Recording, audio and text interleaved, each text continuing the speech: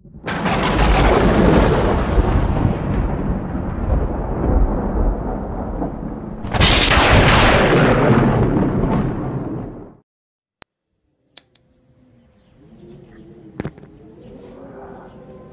sé cuántas veces hayamos escuchado la misma historia, con ciudades diferentes, con personas diferentes, pero siempre es la misma historia.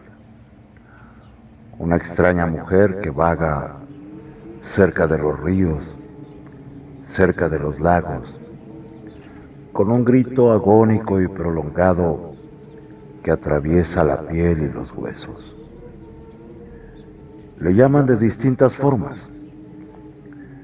Le llaman la mujer que llora, la llorona, la nahuala.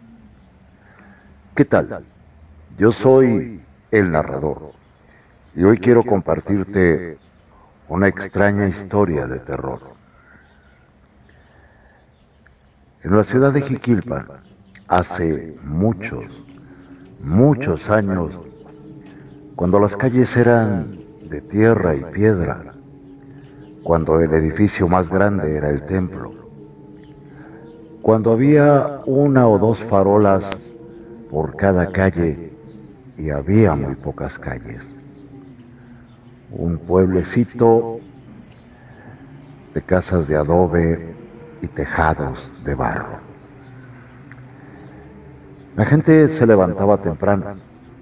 Había solamente un molino de nixtamal en todo el pueblo y la gente llegaba casi de madrugada para moler su maíz, llevar su masa y preparar el desayuno. Por lo mismo que se levantaban muy temprano, la gente acostumbraba a dormirse temprano. Apenas empezaba a declinar la tarde y las sombras comenzaban a poblar la ciudad o el pequeño pueblo, la gente iba a la tienda de la esquina, compraba su vela de cebo o su petróleo para su aparato y regresaba a su casa. Encendía una vela en cada cuarto o un aparato en la cocina o en la sala. Y en ese aparato, alrededor de ese aparato o de esa vela, la familia se sentaba a platicar de su día. Ocasionalmente los abuelos, con sus cigarrillos sin filtro en la boca, reunían a los nietos y les contaban historias viejas, historias que habían escuchado a los arrieros que venían de Cotija o a los que venían de Tierra Caliente. Escuchaban sobre grandes batallas, grandes enfrentamientos y de los espantos que encontraban a lo largo del camino con sus atajos de mulas. La escena era increíble.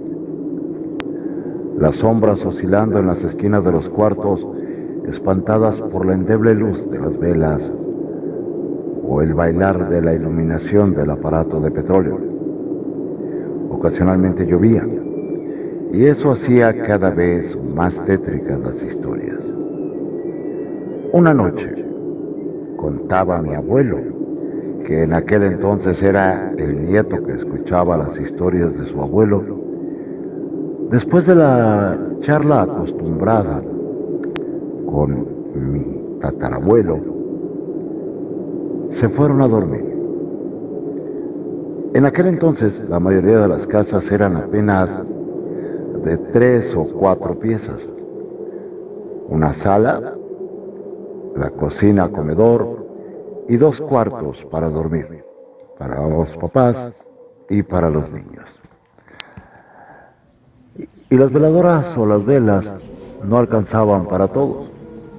Así que cuando se terminaba la reunión en la sala, la vela o el aparato que usaban ahí era trasladado a uno de los cuartos. Ya en su cuarto, cuenta mi abuelo, se entretuvo viendo las sombras que se dibujaban en la pared con el iluminar de la vela. Figuras que danzaban de un lado a otro y en las que de repente creía ver los rostros de los personajes de las historias que le habían contado, o creía ver aquellos espectros que los arrieros se habían encontrado a lo largo del camino por los valles y las sierras. Una noche dijo, quizá porque estaba demasiado cansado o porque se había asustado mucho, mientras caía una pertinaz tormenta y uno que otro relámpago iluminaba el cielo, se escuchó aquel prolongado grito. Era una mujer sin duda, pero era un grito que se mezclaba con el silbar del viento, que entraba por los oídos y atravesaba la piel y el cráneo. Sentía que los atravesaban con ese agudo grito. Apenas se oyó ese grito, la mamá de mi abuelo entró rápidamente al cuarto, envolvió a los niños con cobijas y los metió debajo de la cama. No hagan ruido, no se muevan, les dijo. Los niños permanecieron ahí toda la noche, mientras en el tejado de barro se escuchaba como si una mano extraña estuviera arañando e intentando quitar las tejas para entrar al cuarto. Una sonrisa malévola se escuchaba y aquel grito profundo volvió a escucharse por todo el barrio. ¿Qué fue? ¿La Llorona o la imaginación? Yo soy el narrador, y si te ha gustado esta historia, por favor suscríbete, dale like y ayúdanos a compartir. Buenas noches, que duermas, si puedes.